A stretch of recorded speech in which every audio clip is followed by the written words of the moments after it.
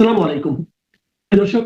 অন্যমঞ্চের আলোচনায় আজকে আমাদের আমন্ত্রিত অতিথি হিসেবে আছেন বাংলাদেশের জাতীয় নিরাপত্তা উপদেষ্টা খলিলুর রহমানের আকস্মিক আমেরিকা সফর এবং একে ঘিরে তৈরি হওয়া জল্পনাগুলো বর্তমানে বেশ চাঞ্চল্য সৃষ্টি করেছে।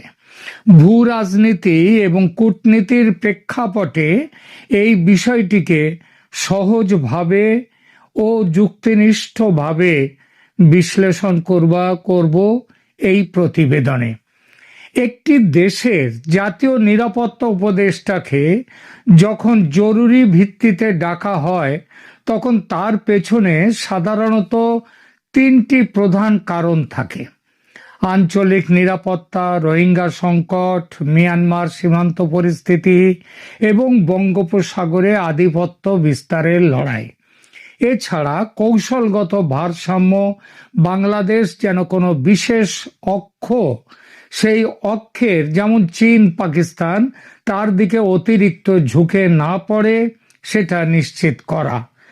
এবং তৃতীয়ত অভ্যন্তরীণ স্থিতিশীলতা, মানে নির্বাচনের আগে দেশে কোনো ধরনের চরমপন্থা বা অরাজকতা সৃষ্টির ঝুঁকি আছে কিনা সে বিষয়ে গোয়েন্দা তথ্যের আদান প্রদান।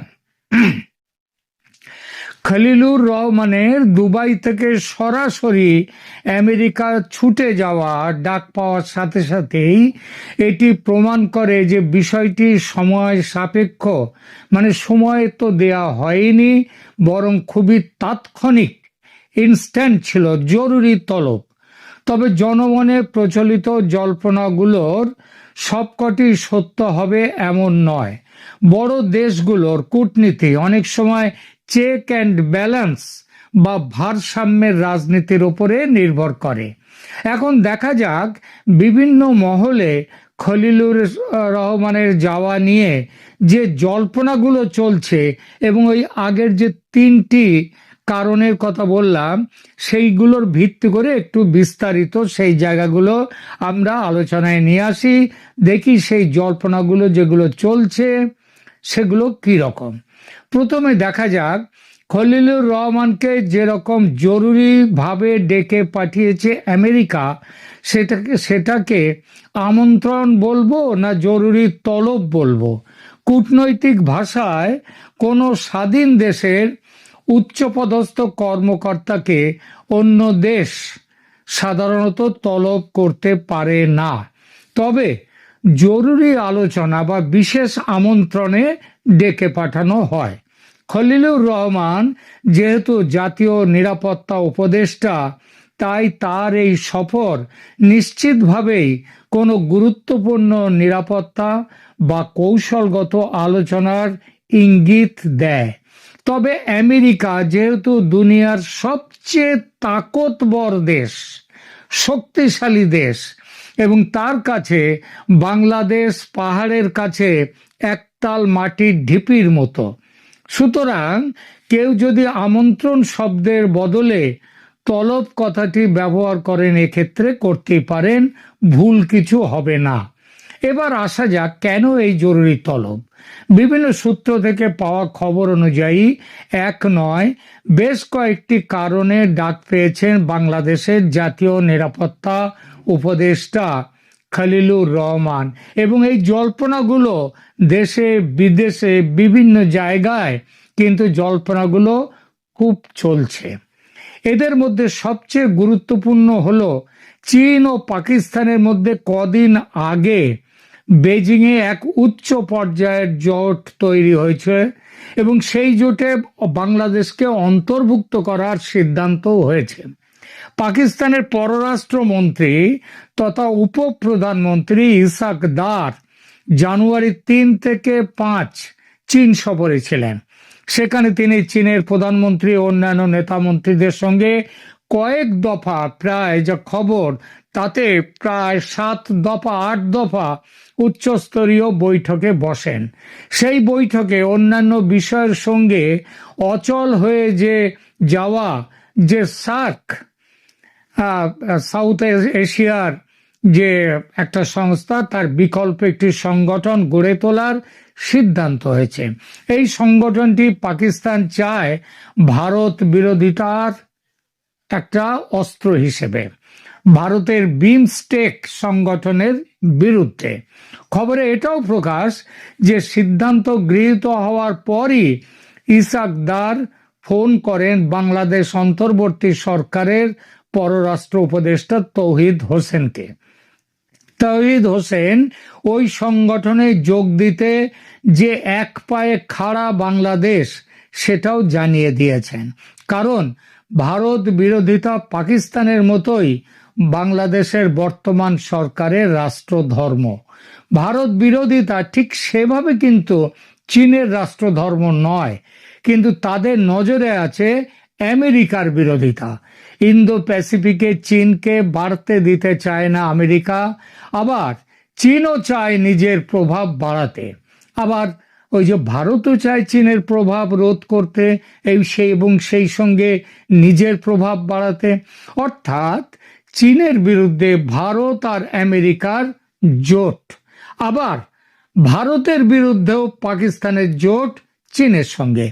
যে যার জোটকে শক্তিশালী করবার জন্য টানছে বাংলাদেশকে। ভারতের সঙ্গে বাংলাদেশের সম্পর্ক এখন তলানিতে বলার অপেক্ষা রাখে না, তাই ভারত সরাসরি কথা বলছে না বাংলাদেশের সঙ্গে। এগিয়ে এসেছে আমেরিকা। খলিলুরকে তলব সে কারণে, এবং আমেরিকার তরফ থেকে বাংলাদেশকে এই কথাটি বলে দেয়া বা এই হুঁশিয়ারি দেয়া যে চীনের সঙ্গে হবনবিং, বেশি মেলামেশা আদৌ পছন্দ নয় আমেরিকার, সুতরাং এগিয়েও না।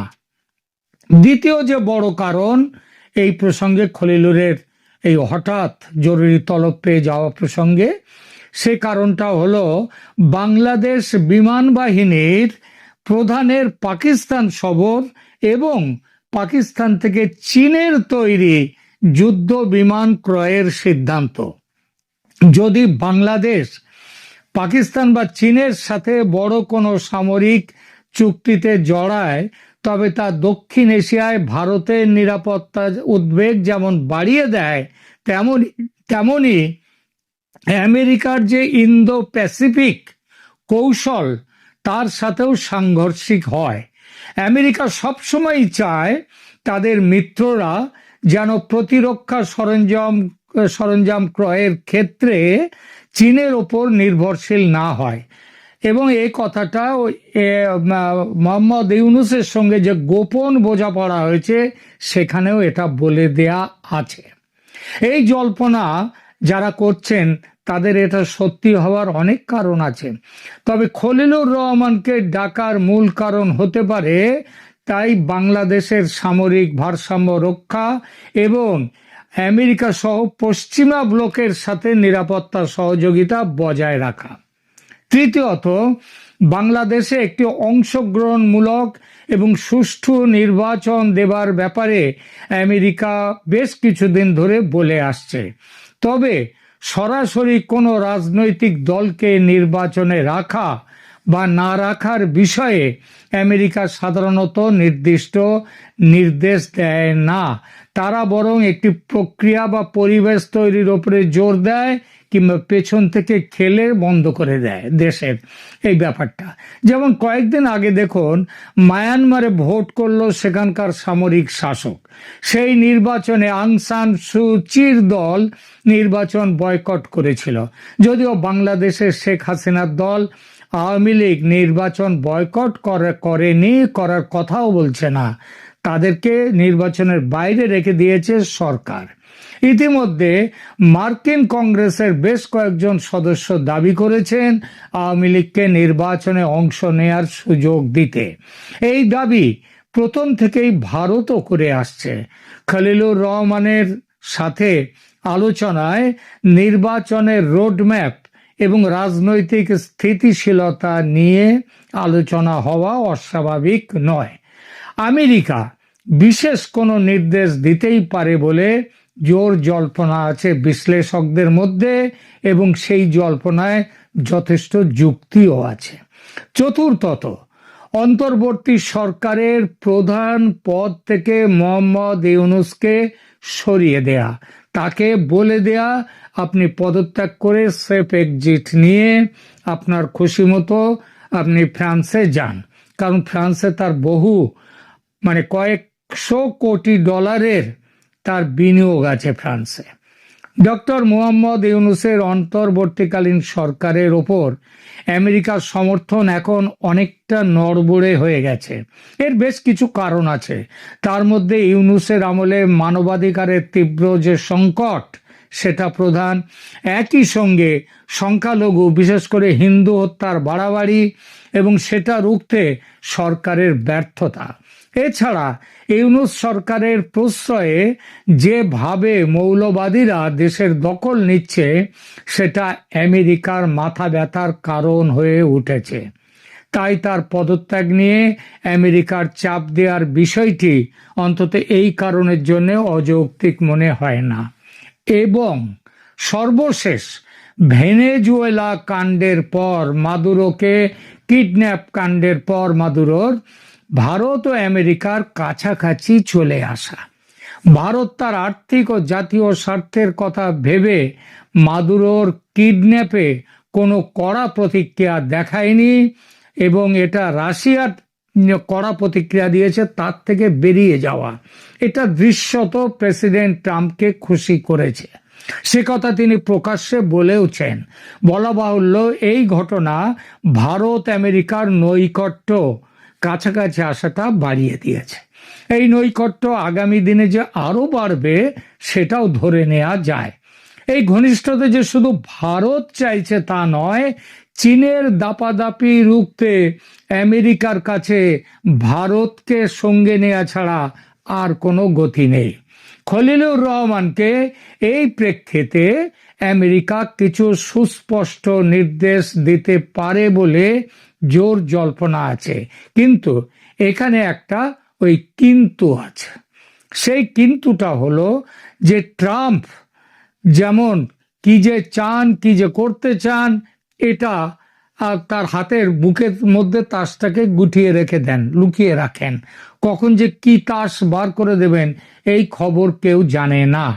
আপনারা দেখলেন কিভাবে ভেনেজুয়েলাকে নিজের দখলে আনবার জন্য যে ডাকাতিটা করলেন ভেনেজুয়েলাতে, এটা কি কেউ কোনোদিন ভাবতে পেরেছিল এটা করা যায়? দ্বিতীয় বিশ্বযুদ্ধের পরে এমন ঘটনা কোথাও ঘটেনি। সুতরাং ট্রাম্প কি করবেন, কবে, কখন, কোন দিকে ঘুরে যাবেন কেউ বলতে পারে না। তাহলেও আশা করা যায় খলিলুর রহমানকে ডেকে নিয়ে যাওয়ার পেছনে আমেরিকার কিছু সুস্পষ্ট নির্দেশ দিতে পারে।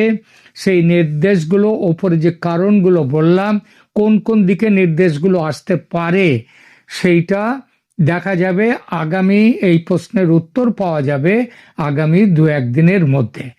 আপাতত এখানেই থামছি। বাংলাদেশের রাজনীতি অনেকটা জলে কুমির ডাঙ্গায় বাঘের পর্যায়ে পড়েছে। আমাদের যে বাংলা প্রবাদ এবং প্রবচন, সেই প্রবাদ প্রবচনে বাংলাদেশের যে প্রকৃতি এবং পরিবেশ, সেই পরিবেশে আমরা প্রায়ই উভয় সংকটে পড়ে যাই। আপনি যদি ডান দিকে যান সেটি বিপদ, বাম দিকে গেলে আপদ। সামনে যদি যান গজব, পেছনে যদি যান সেই মৃত্যুকূপ।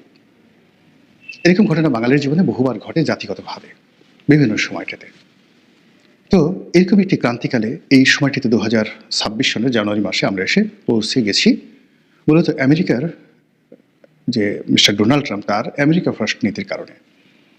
তিনি এই মুহূর্তে তার নিজের অভ্যন্তরীণ রাজনীতি, তার নিজের ব্যক্তিগত কেলেঙ্কারি এবং আমেরিকার যে অর্থনীতি এবং সেই অর্থনীতির দেউলিয়াত্ব, এগুলো মোকাবেলা করার জন্য তিনি খুব দ্রুত সম্পদ অর্জন করতে চান। আর সেই সম্পদ অর্জনের জন্য তার কাছে এই মুহূর্তে মনে হয়েছে ভেনেজুয়েলা হলো তার কাছে একটা স্বর্ণের খনি, গোল্ড মাইন। মধ্যপ্রাচ্যের প্রায় সবগুলো দেশই এখন স্বয়ংসম্পূর্ণ, সেখানে যুদ্ধ চেষ্টা করে লাগানো যাচ্ছে না।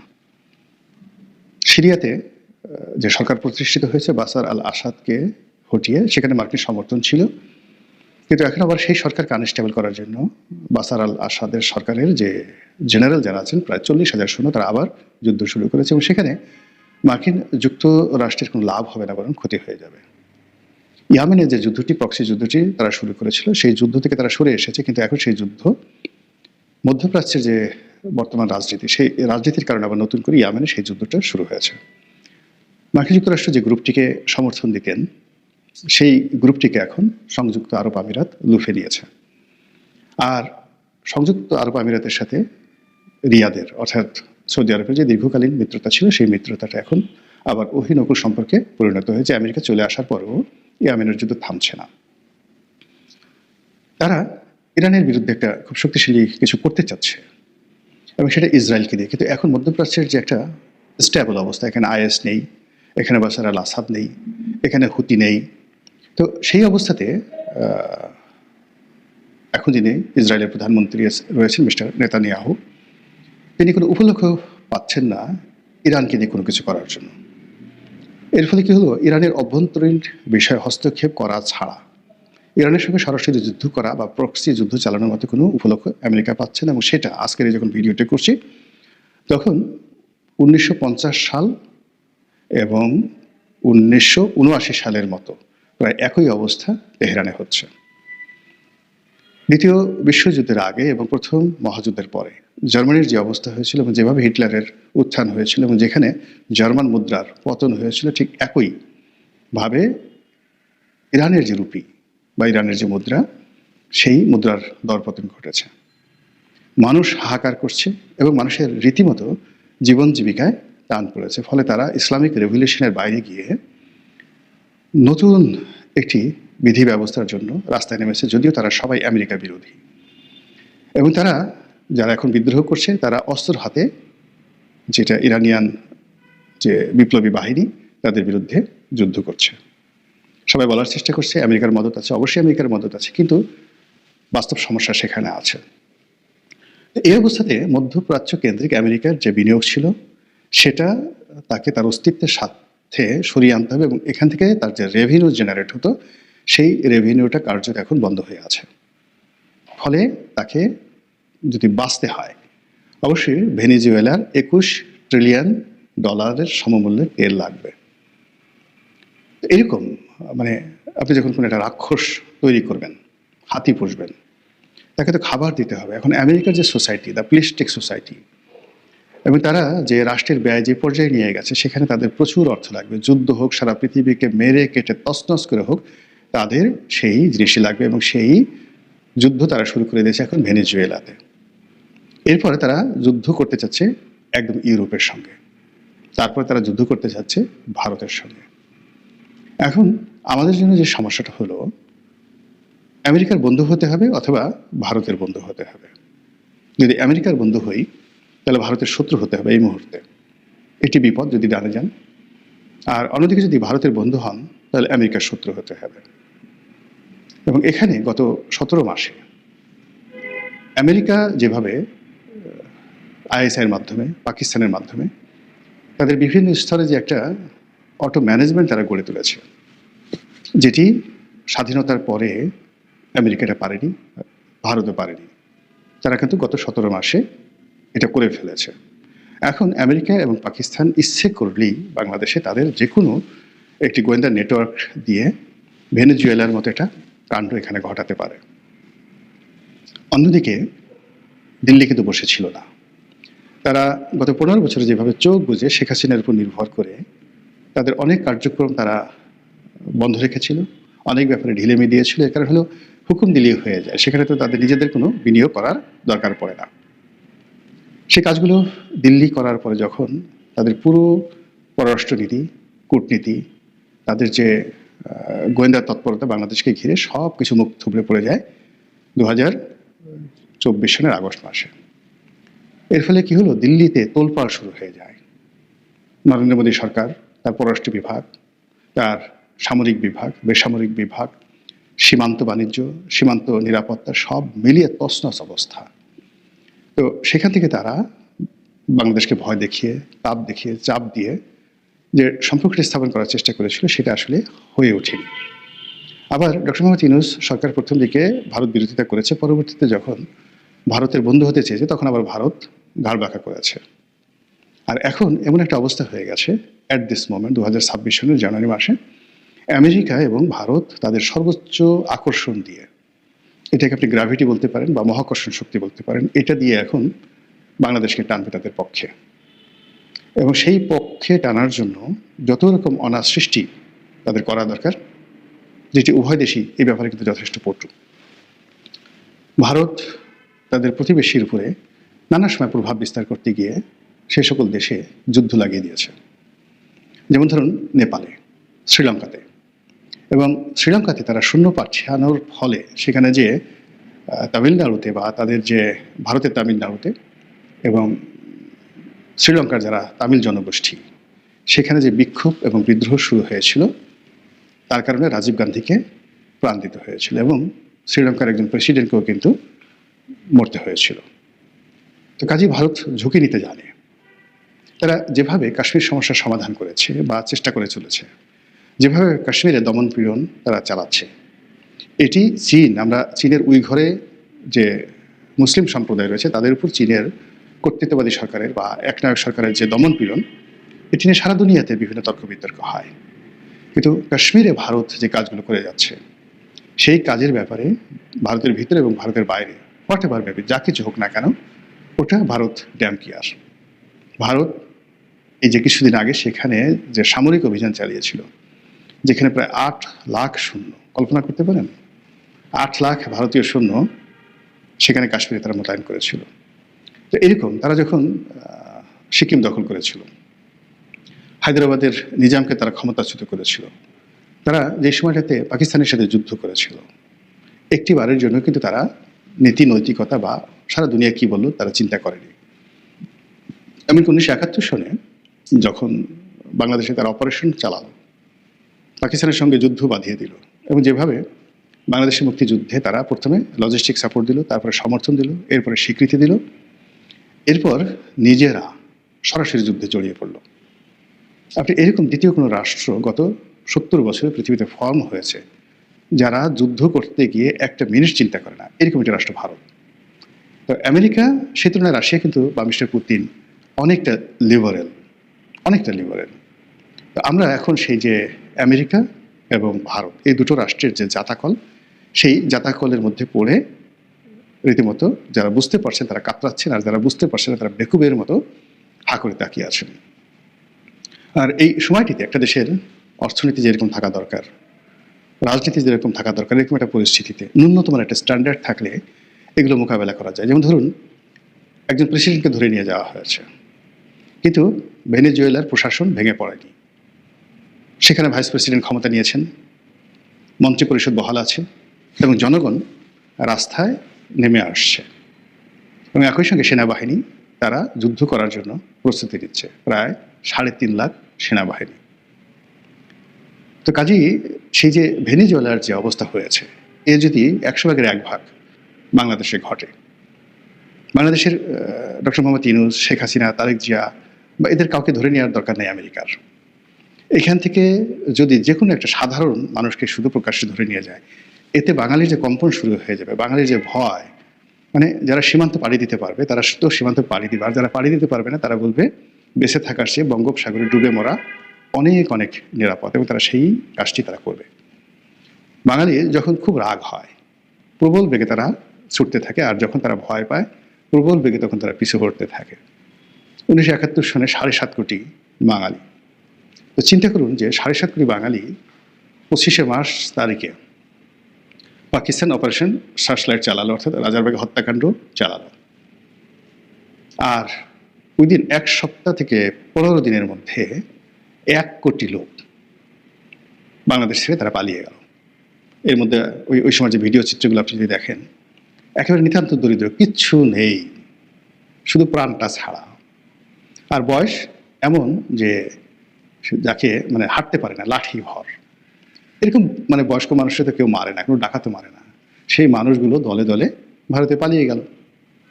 এবং বলা হয়ে থাকে যে ভারতে এই বৃদ্ধ মানুষ, অসুস্থ মানুষ যারা বিভিন্ন ভারতীয় ক্যাম্পে গেছে, ওখানেও লক্ষ লক্ষ মানুষ মারা গেছে একেবারে স্বাভাবিক রোগ শোক এবং স্বাভাবিক মৃত্যুতে। তো যেটা বলছিলাম যে আমাদের দেশে প্রতিরোধ করার ক্ষমতা, রেজিস্ট করার ক্ষমতা, এটি 2-3 দিনের বেশি থাকে না, এরপরে মানুষ উল্টো দৌড় দেয়।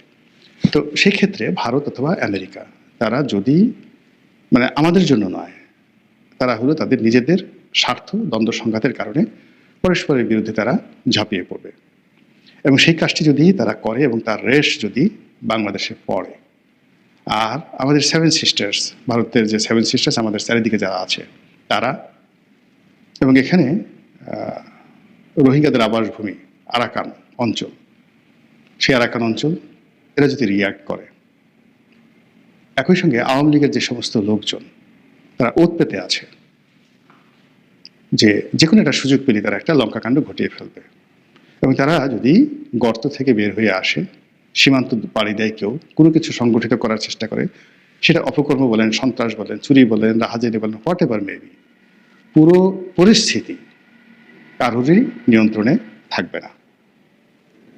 আল্লাহ ভালো জানেন আমাদের ভাগ্যে কি আছে, শুধু প্রার্থনা নিরন্তর তিনি আমাদেরকে তার অপার মহিমা এবং করুণার মধ্যে তিনি রাখুন, তার রহমতের চাদর দ্বারা আমাদেরকে আচ্ছাদিত করে রাখুন, তার রহমত এবং বরকত ছাড়া আমাদের আসলে আর কোনো ভরসা নেই।